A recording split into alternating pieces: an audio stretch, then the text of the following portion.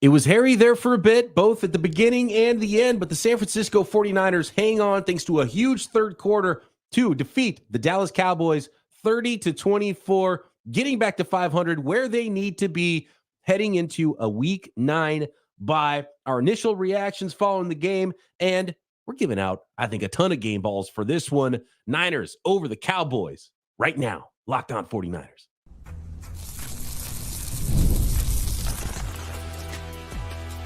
You are Locked On 49ers, your daily San Francisco 49ers podcast, part of the Locked On Podcast Network, your team every day. Welcome to Locked On 49ers. Brian Peacock and Eric Crocker at BD Peacock at Crocky209. Thanks, everybody, for making us your first listen here on the Locked On Podcast Network. Your team every day. Love our everydayers and appreciate all the new listeners. Thanks for jumping in, whether it's live post-game on YouTube or every day on your way to work, Monday through Friday. We're here for you every day, breaking down your San Francisco 49ers. Make sure you are subscribed on YouTube or anywhere you listen to your podcast. Today's episode of Locked On 49ers is brought to you by Game Time. Download the Game Time app, create an account, and use code LOCKEDONNFL for $20 off your first ticket purchase. All right, Croc, let out whatever you need to. I know this was your Super Bowl, San Francisco 49ers. As weird as it looked for a while, they were victorious, getting back to 4-4 now with a 30-24 win over the hated rival Dallas Cowboys. You know, like all Super Bowls, and of course, this was my Super Bowl. It doesn't matter how you win. Ugly win, blowout win, a win is a win. And the Crocky Bowl trophy stays in the Bay Area. So for those of you who don't know, my big brother, Brian, he's a diehard Dallas Cowboy fan. So we look forward to every opportunity our teams get to play each other. We didn't get to go to the game this year, but, you know, watching it, we're texting back and forth with each other.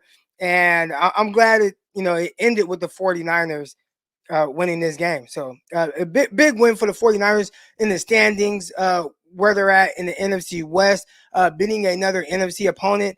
Bad loss for the Dallas Cowboys, a team that falls. I mean, you look at the NFC West, still kind of tight. Where the 49ers would have won or lost, still would have been kind of tight. Washington Commanders winning on a Hail Mary today.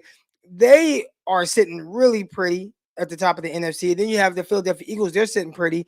And you see the Dallas Cowboys kind of down there at 3-4. That was a really tough loss for Dallas. So good job by the 49ers being able to pull that one out. Got a little closer than I think we would have liked, and I'm pretty sure we'll talk about that. But at the end of the day, man, win is a win, and you have to figure out, what can you learn from that? And I think that's what I'm looking forward to seeing, 49ers coming out of a bye week, how they respond to some of these tougher wins and some of these tough losses that they've let happen.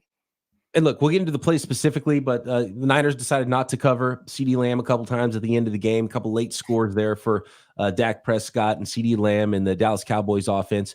And then at the beginning of the game, when the 49ers ran down the field and has a field goal, kick another field goal, and all of a sudden the Dallas Cowboys scored a touchdown, and it was 10-6 at halftime. I still felt like the 49ers were easily the better team throughout the first half of the game, and the scoreboard didn't tell that story.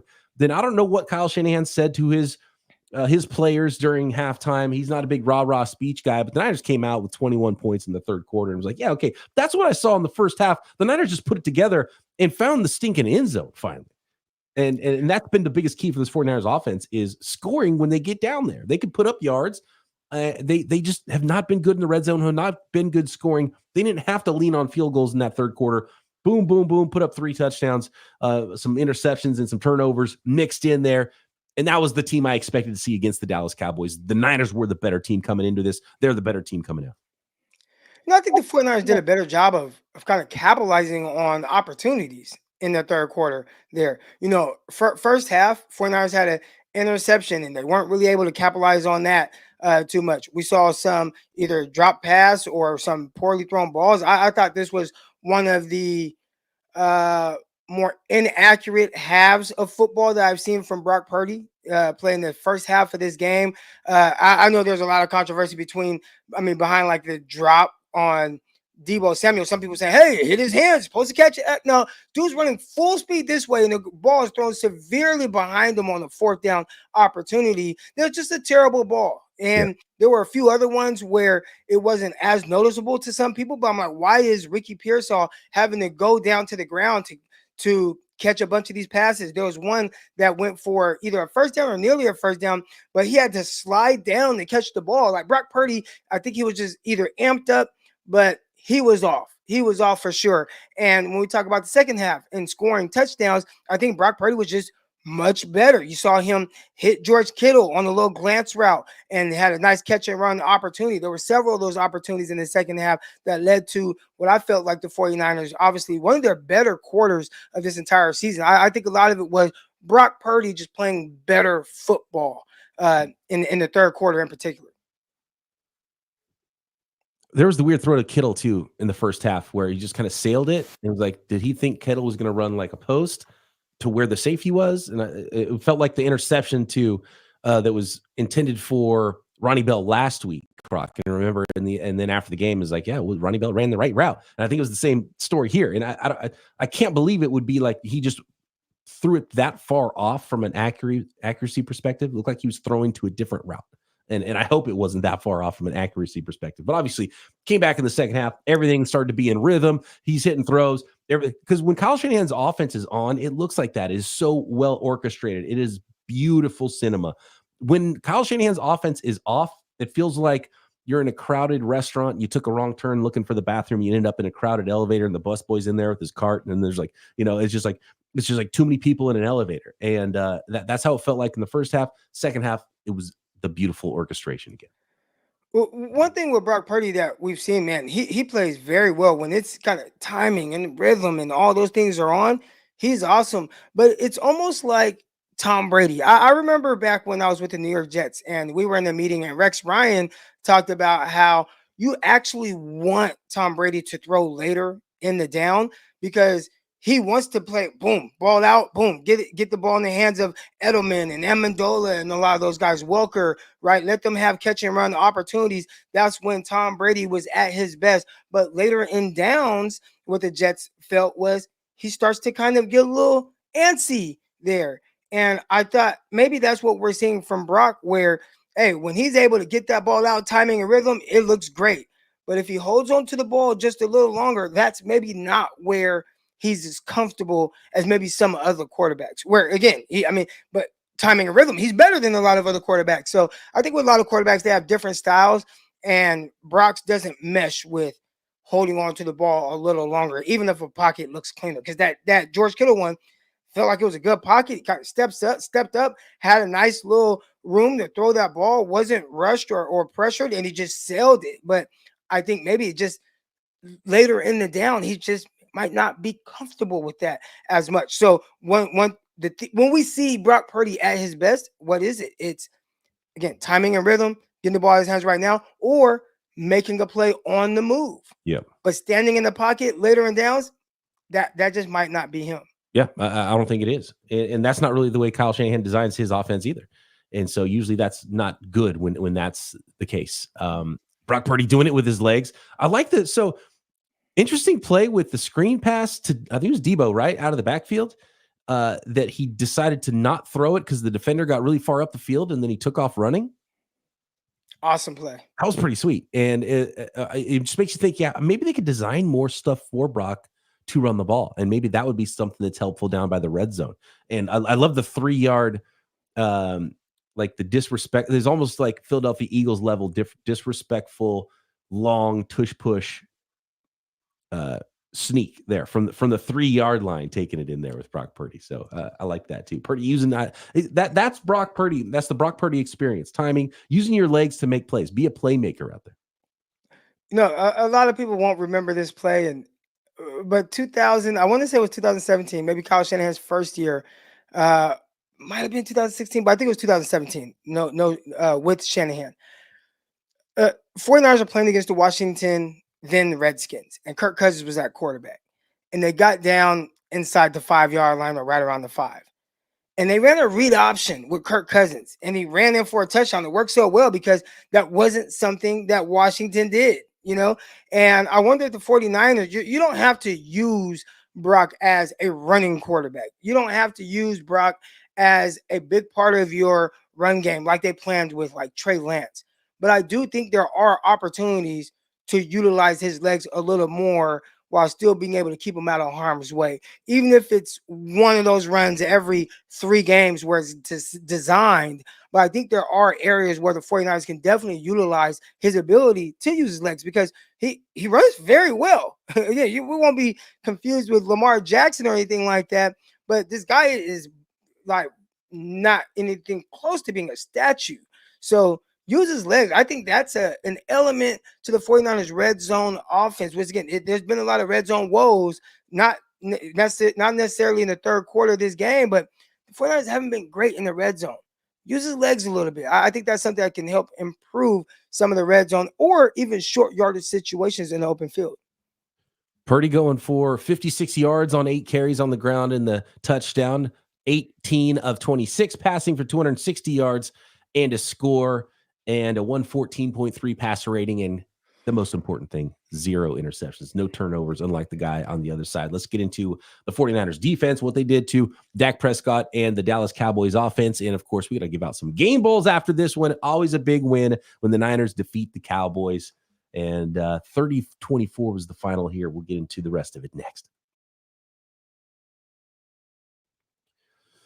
This episode of Locked On 49ers is brought to you by LinkedIn Jobs. When you're hiring for your small business, you want to find quality professionals that are right for the role. That's why you have to check out LinkedIn Jobs. LinkedIn Jobs has the tools to help you find the right professionals for your team faster and for free. LinkedIn just isn't a regular job board either. And in fact, it's not a job board at all to begin with. And that's why there's so many professionals on LinkedIn that you can find that you can't find anywhere else. Even those who aren't actively searching for a new job, but might be open to the perfect role. In a given month, over 70% of LinkedIn users don't visit other leading job sites. So if you're not looking on LinkedIn, you're looking in the wrong place. 86% of small businesses get a qualified candidate within 24 hours. So hire a professional like a professional on LinkedIn. And LinkedIn knows your small businesses are wearing so many hats, might not have all the time and resources. So they're constantly finding ways to make the process easier. Post your job for free at linkedin.com/lockedonnfl.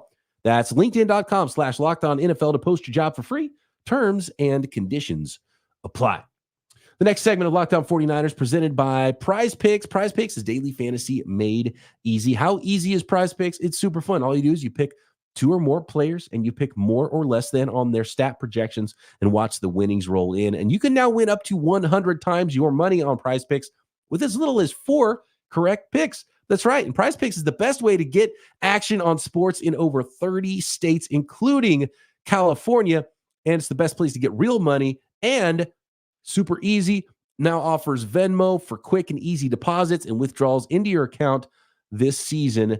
And withdrawals are fast and easy.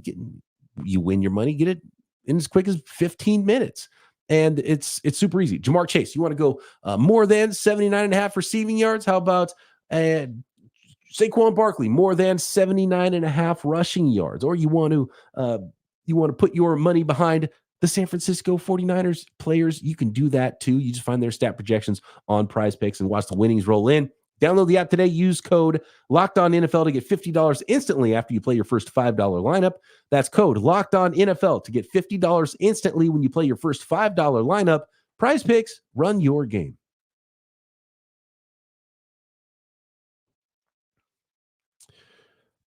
I want to stay with the offensive side of the ball because I want to give out my first game ball here, and it is to George Kittle. And I know it's National Tight Ends Day, and that kind of gets overcovered, and all the other stuff besides George Kittle's ability on the field gets talked about a lot. I want to talk about his ability on the field. We know how good of a blocker he is. He's the best tight end in the NFL, and when he's featured as a pass catcher, he can make tons of plays, Croc, like he did tonight. And not only is he such a good passer that he helped the 49ers win this game with 6 receptions, 128 yards, averaging 21.3, making plays after the catch, a 43-yarder to set up that first score, and the receiving touchdown. All that is great. But you know what else he did is he climbed up the 49ers record books. He passed not only 1, but 2 legendary receivers on the 49ers all-time receiving list. He started the night number 5 overall in receiving yards. He passed not only number 4, former 49ers wide receiver Gene Washington, but also the late, great Dwight Clark to vault into number 3. George Kittle is the number 3 all-time receiver in San Francisco 49ers history, Croc, behind only Jerry Rice and Terrell Owens. I mean, this is a team that's had so many phenomenal receivers in its history. George Kittle, number 3 now after 8 seasons. It's phenomenal. So huge, not only game ball, but career ball for George Kittle. George Kittle last week against the Kansas City Chiefs, 6 receptions on 7 targets for 92 yards. George Kittle against the Dallas Cowboys, 6 receptions on 7 targets for 128 yards. And I'm going to continue to kind of bang the table. Get this guy more targets. It's very clear to anyone watching his ability, his route running ability to separate, especially from linebackers. He is a mismatch.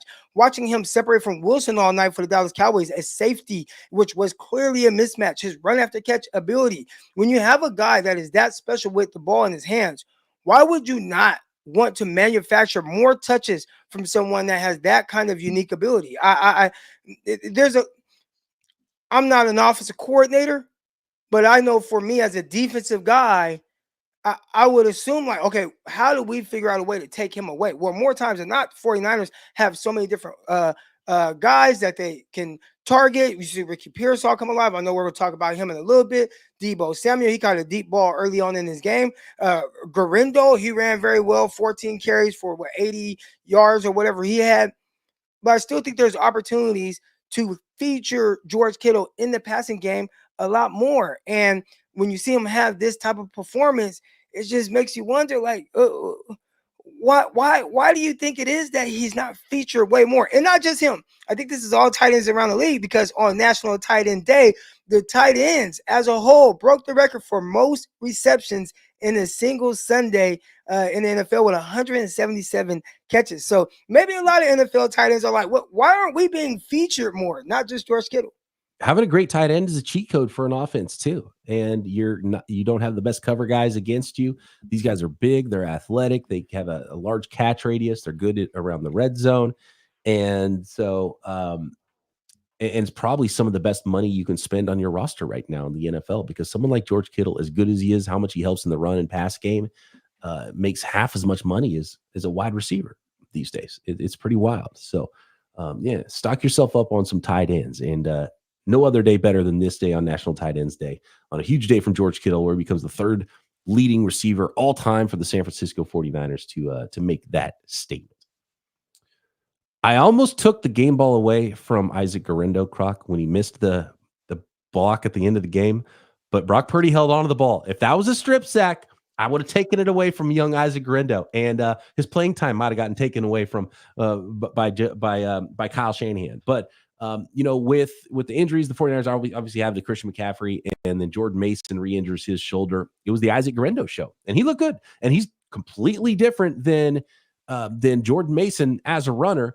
And there might be some times when the vision isn't the greatest, or he misses that block and pass protection, but he clearly has speed. And when the hole's there, or when he needs to get to the edge, or when you see him run a wheel route, it's much more difficult for a defense to cover that when he's running it versus someone like Jordan Mason. So I love Mason, and I don't know what ultimately Isaac Guerendo's role is going to be for the San Francisco 49ers, but it's a really nice change of pace to have a guy that's that big, that still has the speed that he has.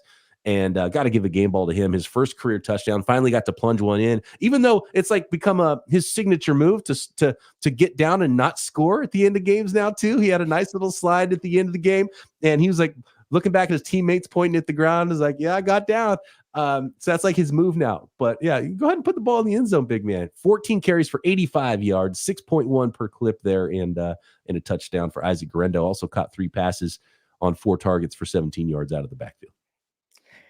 He has a very similar run style to another 31 that played for the 49ers a couple of years ago, Raheem Mostert. They're not the most fluid guys with their movement ability. They're not going to just make a bunch of guys miss in space. But one thing that they do is really change the angles of the defenders, go on and tackle him. And you see him kind of shoot through some of these gaps when he puts his foot in the ground, gets north right now. It's really exciting to see, and you're able to see the acceleration. I think this is a guy that's still kind of improving his vision in the offense for the 49ers. So he's somebody that could be out there a little bit more consistently, obviously kind of being forced into playing time. And as you noted, the missed block, that was almost catastrophic there towards the end of that game, giving up that sack. But obviously the 49ers were able to overcome that. I would like to say this though. when you have that opportunity to score, I say get down if maybe you need to kill the rest of the clock so you can kick a field goal and win, have a game-winning field goal or something like that. So the other team But when doesn't have you're an opportunity and you're only up by a few points, but you're already up. right, It's a 2-score game. Get in the end zone. when you're up 6 like that, let's go score, because you never know what might happen. Somebody just a fumble snap or something, and all of a sudden the other team gets on and they have an opportunity. Let's end all that. Go score. And I heard Kyle Shanahan tell him from the Seahawks game, we want him to score. Well, he said he tripped up or whatever it was. This time he clearly purposely got down, but I would say go score. Go score and really put the game out of reach for the 49ers. Can we talk about just the 49ers rookies in general?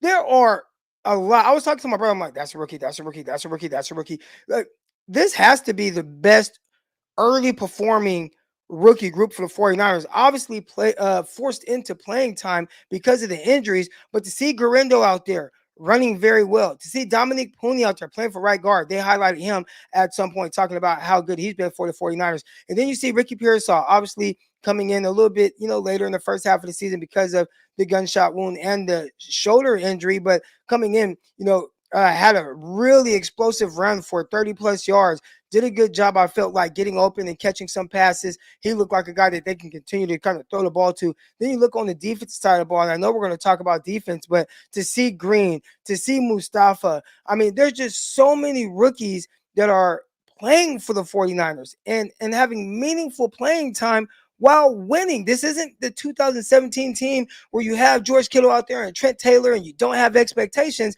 49ers expectations are really high. There are a lot of people disappointed with the way the season has started. And when you get a win like this and those guys get to experience that and be a big part of it, I think that's really huge for this rookie class. Absolutely. Yeah. The sheer number of rookies who are competing and really helping the San Francisco 49ers. I can't remember. Even back to 2017, there might not have been this many rookies playing and impacting the game for the 49ers at this point in the season, the first half of the year. All right, Croc, let's get more to the defensive side of the ball. I got more game balls. I don't know how many game balls you have to give out in this one. Let's finish up our post-game rapid react. Niners defeating the Cowboys next. The final segment of this episode of Locked On 49ers is brought to you by Game Time and the new feature Game Time Picks that makes getting tickets to see your favorite teams play even easier. Game Time Picks filters out all the fluff to show you only incredible deals on great seats, so you don't have to waste your time searching through thousands of tickets. So the next time you want to go catch a 49ers game, check out Game Time. And especially if you want to see whatever it is, baseball, football, basketball, hockey, you can find those tickets and especially the last minute seats and get some incredible deals, save up to 60% on some seats, and using Game Time Picks, filter it out to find only the best deals for you. And it's not only sports tickets, it's concerts, comedy shows, theater events. I got a ticket a couple weeks ago to a concert locally, saw a band play that I had tickets for a long time. And I said, you know what, if I can get a good deal on Game Time, I'm going again tomorrow night, because they added a second show. And you know what, I got half off ticket price, face value, a ticket on Game Time. And I was there again the second night, thanks to Game Time. So take the guesswork out of buying tickets with Game Time. Download the Game Time app, create an account, and use code LOCKEDONNFL for $20 off your first purchase. Terms apply. Again, create an account and redeem code LOCKEDONNFL for $20 off. Download Game Time today. What time is it? Game Time.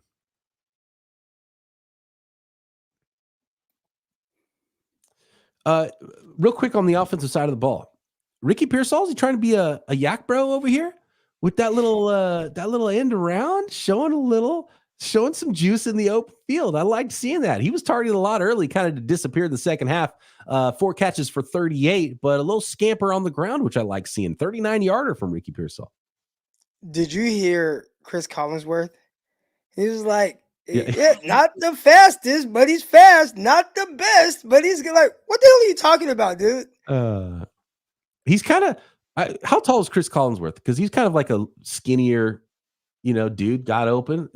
He probably sees some of himself in Ricky Pearsall and is like, oh, well, I know I wasn't very good. So if he's like me, then maybe he's not that good, but he can still make plays. Do you know? So I had to actually show my brother this, but I was like, Chris Collinsworth was actually like really good. Oh, he was awesome. He was, He was like 1,000-yard receiver like early in his career. Like he was good. He was legit. I think he was taller than Ricky Pearsall, but like I want to say like out of his 8 years he played, he was like over 1,000 yards, like 6 times or something crazy like that. No, he was legit. He was a dude. That's the weird thing with some of these like announcers. They're introduced to some of us. I was born in 1987, so Chris Collinsworth, he's always been an announcer. And the one guy, he always did the basketball stuff. I think he was married to the chick from the lady from the Cosby's, Abdul Rahim. What's his name? Oh yeah, but he always did like the basketball. I had no idea he played in the NFL. I did not know at all. That's just so interesting how some of these commentators and these analysts, they're introduced to you a certain way, and you have no idea of like actually who they were in their early years playing professionally. Ahmad Rashad, that's his name. Ahmad Rashad. Mm-hmm. Yeah, good call. Had no idea he was like a big football player at Oregon and played for the Vikings, and I had zero idea that. Game ball on the defensive side of the ball. I know there's got to be some for you. I got a few candidates. I think you got to start with Nick Bosa, because obviously this is a guy that recorded his sack, forced a holding. I thought this was a guy that really was kind of terrorizing the tackles, but the motor, just moving Dak Prescott off of his spot. That's the one thing. Dak Prescott, you don't want him to just be able to stand there and get comfortable, because he will throw the ball around and, make some throws, which we saw him be able to do a little bit later in the game. But moving him off of his spot, you see him start to just be a little inaccurate on the move.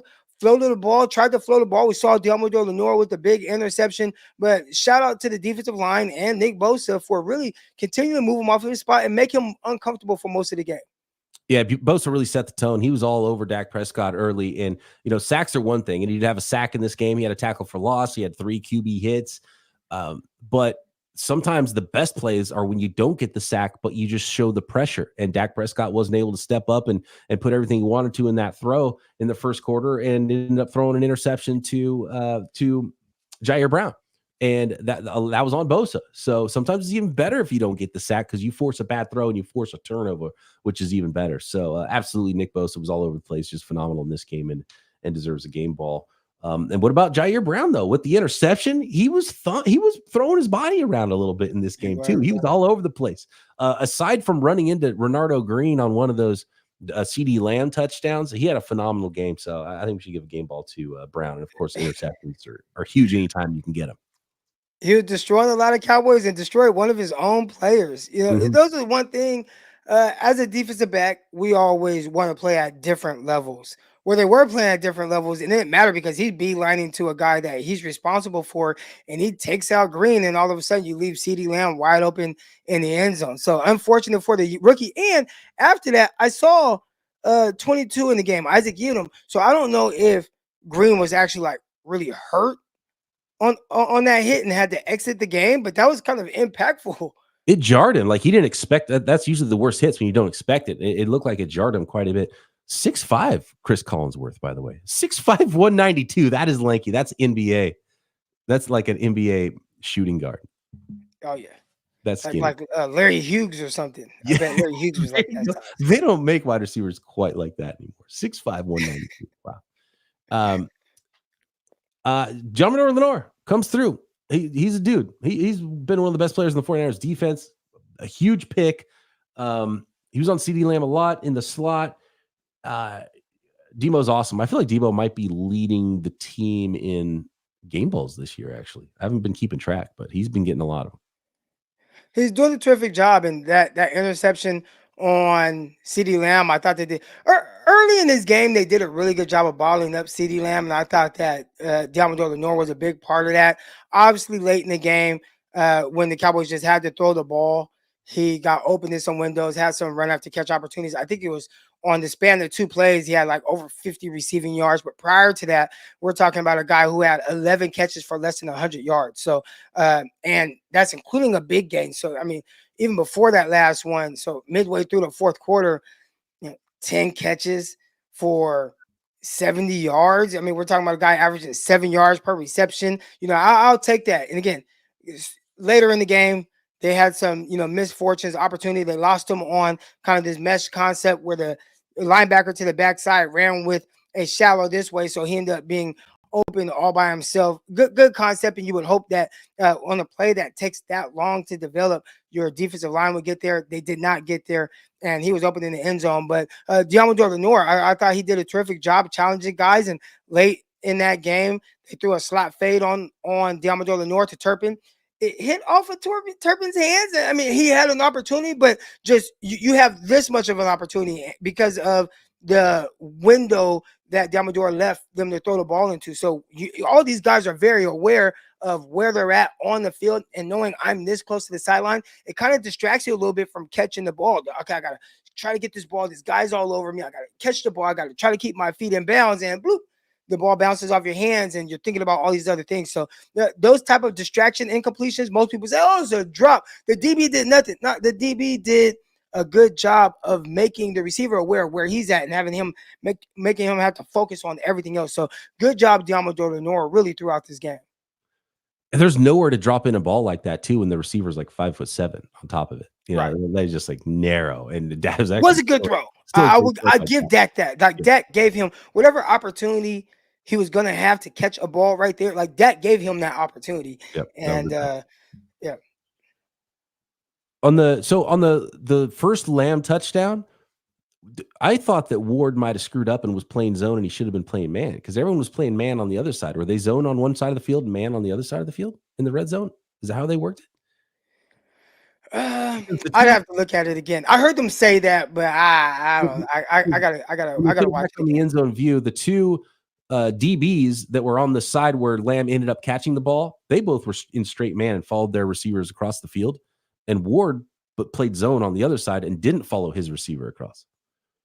So there's some cross signals there, it seemed like to me. But I told my guys, we had a game. We actually had to play Saturday night. I coach high school football. And I told my guys, I don't care if the opposing team knows what we're in. Communicate and call out who you have. Yeah. So there's no misunderstandings with anything. All right. And I think maybe the 49ers needed to do a little bit of that. Hey, I don't care if they know we're in man coverage. Call out who you have so there's no misunderstandings and everybody's locked in. Oh, and that reminds me, there was no protection busts up front, right? They got through a couple of times and hit them, but there were blitzes. I don't remember any big like, oh, you guys screwed up the protection again up front, 49ers. Right. So that's good. That's something they had to clean up, and maybe the Dallas Cowboys weren't the right team to take advantage of that anyway. Not without having Michael Parsons. I think he does make a difference. Fred Warner always, in fact, you know what? Fred Warner probably leads the Niners in game balls this year. He's always a candidate for a game ball. It would have been nice to see him pull down that interception. And if he didn't touch it, probably Deommodore Lenoir would have got a second interception of the game at the end there from a Dak Prescott pass over the middle of the field. But he's phenomenal. He's everywhere. So many candidates for the 49ers, but I think we covered all the game balls in this one, Crop. I'll tell you who I won't give a game ball to. Oh. And this is tough. This is tough because I'm excited for the win. Again, this was the Crocky Super Bowl. But Kyle Shanahan coming out and throwing the ball 3 straight times and I get it, you want to get a first down, but when you design a pass play on first down in play action and Brock Purdy takes off and gets you 6 yards, all right, now this is an opportunity to run the ball. And maybe he's like, well, if this is opportunity and Croc knows we should run it, maybe the opposing team knows we're going to run it too. So let's trick them again and then you get sacked. No, let's not do that. Let's run the ball, see if we can pick up 2-3 yards, get a little bit of clock running, and then, all right, let's have an opportunity to potentially move the sticks. But to just drop back and throw it 3 straight times in that situation, I understand the Cowboys had all 3 timeouts, but that was tough. That was tough right there. So, Kyle, we've seen the 49ers blow double-digit leads in the fourth quarter this season. It's like he tried to do it again. He tried. It felt a little weird at the very end. I was like, come on, this isn't going to happen. And then there was the missed block from Guerrendo, and you see that linebacker just getting a clean shot, blindside for Brock Purdy. He's like, oh, this is going to be a strip sack, isn't it? He's going to fumble this, and they're going to get the ball back down 6. And luckily, Brock Purdy held on to that ball And then, obviously they finished the job, but they made it closer than it needed to be at the very end because they were running them off the field there in the second half. I'm talking to my bro Donald, right? And the 49ers, they have the ball and they're up 10 points at this point. And I said, the 49ers need to score a touchdown here. He was like, score a touchdown, man. You guys are up double digits. Like, you just need a field goal and get out. I said, no, dude. If the 49ers kick a field goal, Cowboys, they got all 3 timeouts. They're a quick touchdown away from being in the game and still having 3 timeouts to use against the 49ers. And what happened? They forced a field goal. 49ers up 13. The Cowboys go down. They score really quick, and they had all 3 timeouts. It played out how I thought. That was kind of scary. I'm not going to lie. I was a little worried with that one.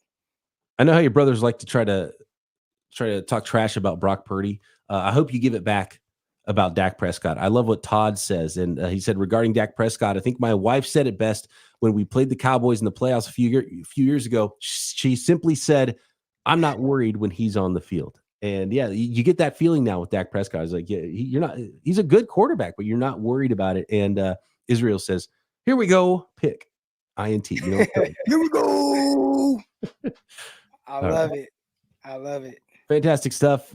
Thanks everybody for jumping in on the live post-game YouTube. Appreciate all the listeners that are probably holding their heads up high on their way to work, especially those that know they're going to go talk to some Dallas Cowboys fans at work, wherever that might be, or your friends or whatever. Maybe someone's in the car with you and you don't even need to say nothing. You just smile and as you're driving down the road, as you're having a jog, whenever you're listening to this podcast. Appreciate all the everydayers out there. Make sure you subscribe on YouTube and everywhere you get your podcast. Croc and I back tomorrow. More on this game, more on your San Francisco 49ers right here. Locked On 49ers. Here we go.